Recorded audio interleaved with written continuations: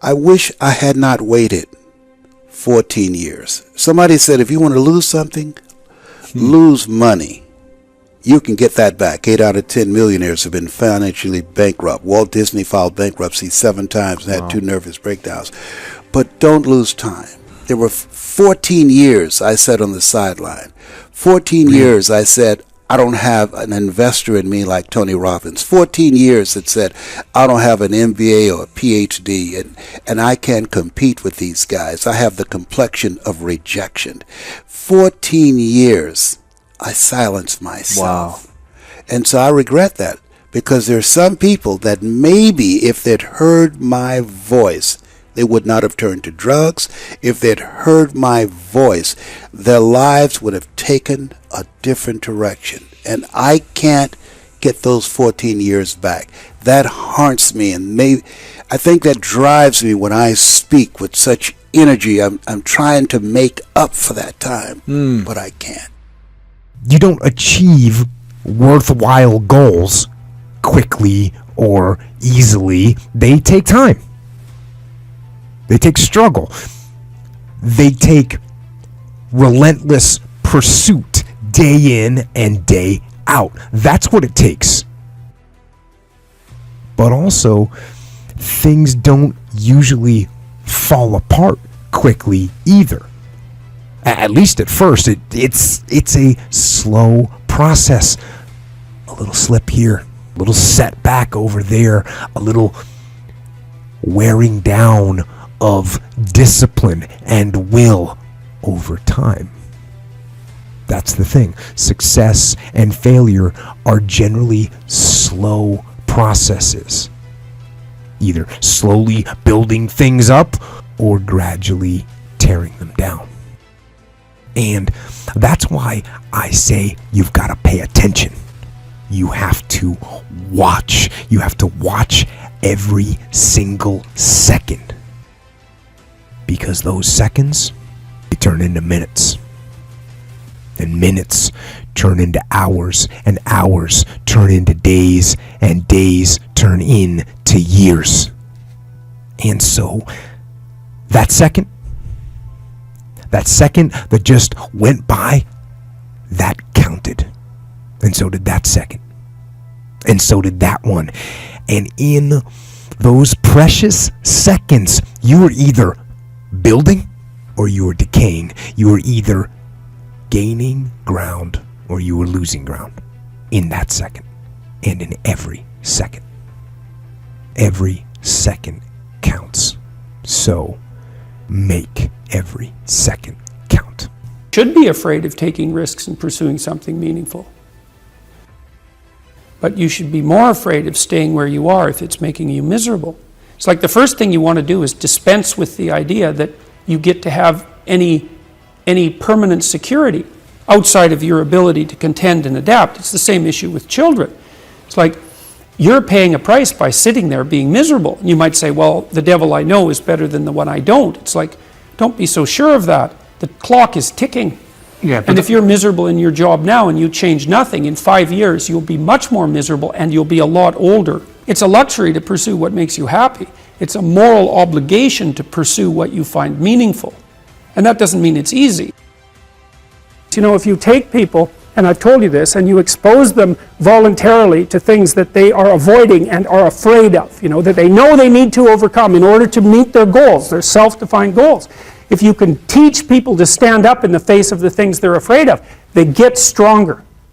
And you don't know what the upper limits to that are, because you might ask yourself, like, if for 10 years, if you didn't avoid doing what you knew you needed to do, by your own definitions, right, within the value structure that you've created to the degree that you've done that, what would you be like?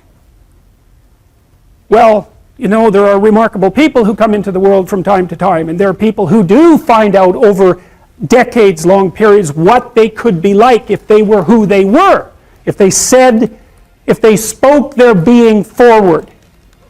And they get stronger and stronger and stronger, and we don't know the limits to that. We do not know the limits to that. Time is short. What is your life? It's even a vapor that appeareth for a little time and then vanisheth away. If someone had told me when I was 20 years old that life was very short and would pass just like that, I wouldn't have believed it.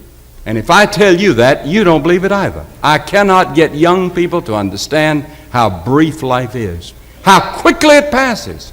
It seems like yesterday I was in school.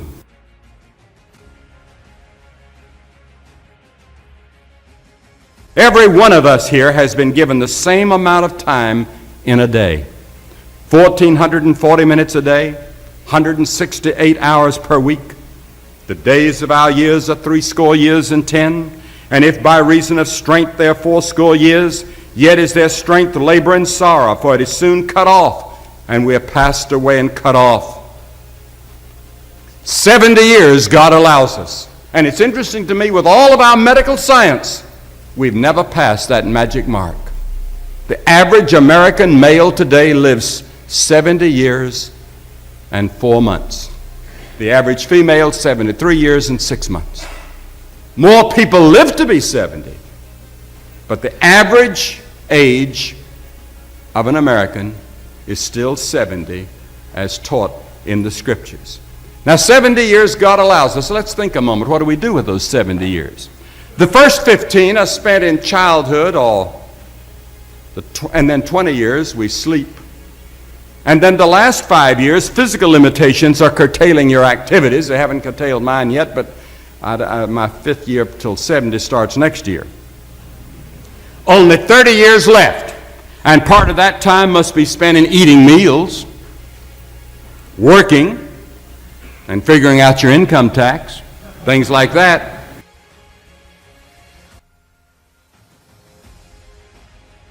Now is the accepted time. The things we ought to do, the classes we ought to take, the books we ought to read, do it now. The family that needs you, spend more time now. Write that letter home now that you've been meaning to write. Money you ought to give now. Time for study, do it now. People you ought to witness to, do it now. Every time the clock ticks, it seems to say now, today, if you will hear His voice.